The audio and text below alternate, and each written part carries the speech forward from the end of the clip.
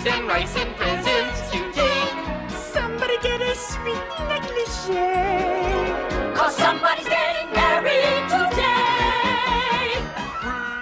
The wedding. It was the day of our wedding, and I had been nervous all day long. I was in the bridal chamber with Impa and Princess Zelda. As Impa and Princess Zelda worked on my hair, I stared down at my dress. The dress was the most beautiful and the most expensive I had ever seen. The king had spared no expense when he had it made. After I was fully dressed, all that was left to do was finish my hair. Impa stopped working on my hair and let Zelda finish it. She walked over to a table and picked something up. When she came back over, she handed me a gold choker that had a Triforce charm and a diamond dangling in the center. It will look beautiful on you.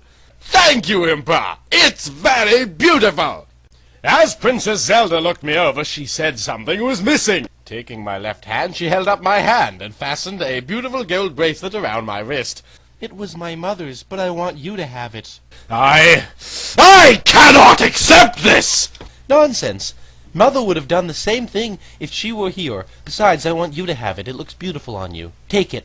And that's in order. Thank you so much, I said as I hugged my friend.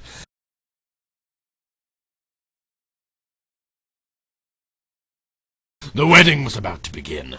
There was a loud bustle as people tried to find their seats. Everyone in Hyrule had attended. As the crowd began to settle down, the king came to my side.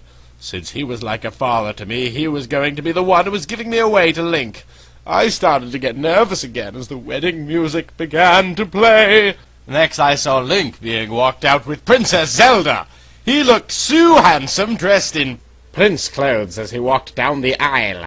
Taking the king's arm, we began to walk down the aisle. When we reached the altar, I took my place at Link's left. Zelda, my maid of honor, was to my left, and Dorina, Link's best man, was to his right. Before I fixed my eyes forward, I looked at Link from the corner of my eye. Man, how I loved him! Then the preacher began to speak.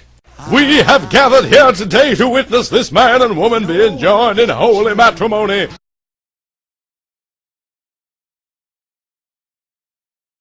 By the power vested in me, I now pronounce you husband and wife. You may now kiss the bride.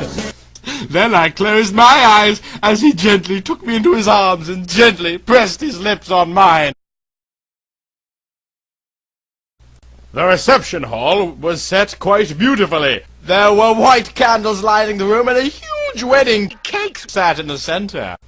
As everyone filled into the room, Link and I went over to the cake. Everyone clapped and then made a toast to our marriage. May your life together bring happiness and new experiences, Zelda said as she raised her goblet high. Hey, hey, someone else, yeah. Then the music changed into a dance and everyone crowded onto the ballroom floor. Link led me by the hand and the crowd formed a circle around us as we began to dance together. As I danced with Link, I felt like I was dancing on air. Felt light as a feather. I got into the music, my thoughts drifted, and I began to flow in unison with Link's body. He took the lead, and I let myself go with the flow.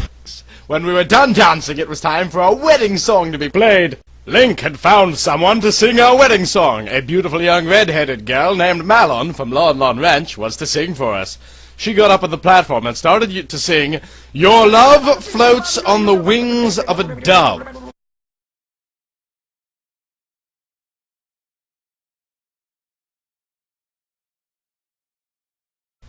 At the end, it was time for Link and I to leave for our honeymoon. As we walked out of the castle, and to the awaiting rusty brown mare, the king and Zelda had one last gift to give. Zelda walked up to me and took my hand, placed an ocarina in it, and closed my fingers around it. I want you to have this as my gift to you both. Thank you! We will take good care of it! Then the king hugged me, gave Link a pat on the back and a wink. I knew what he meant by that! I could hear the king and Zelda saying goodbye as we rode, but soon their voices drifted into the distance.